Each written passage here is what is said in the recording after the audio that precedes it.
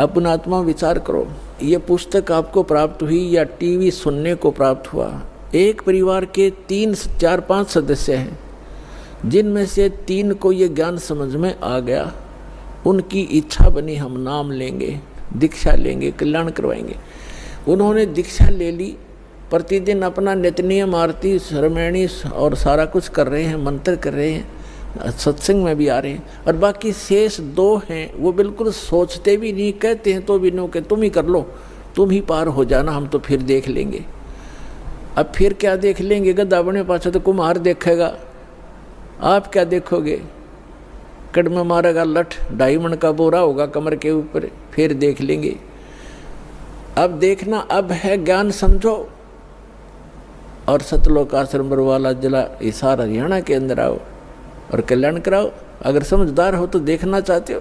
अब वो क्यों नहीं आते? जैसे कल का सत्संग जो था सुबह का, उसमें ये था कि 2 प्रकार से मानव शरीर प्राप्त होता है।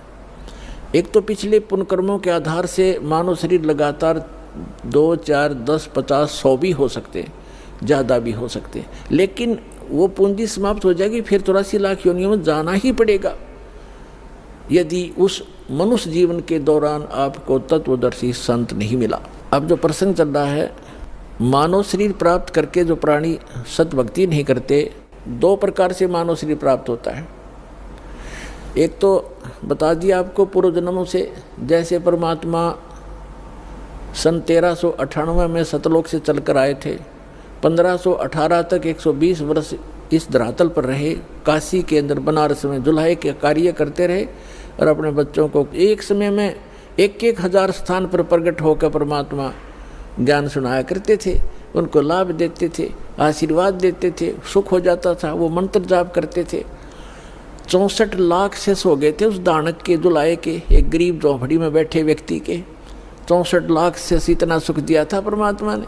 तो उस समय आपको चार्ज कर गया भगवान, कबीर भगवान, और उससे आपके मनुष्य जीवन होते हुए आ रहे 64 लाख शेष थे उस टाइम। 64 लाख, ना कोई मीडिया था, ना कोई माइक स्पीकर था।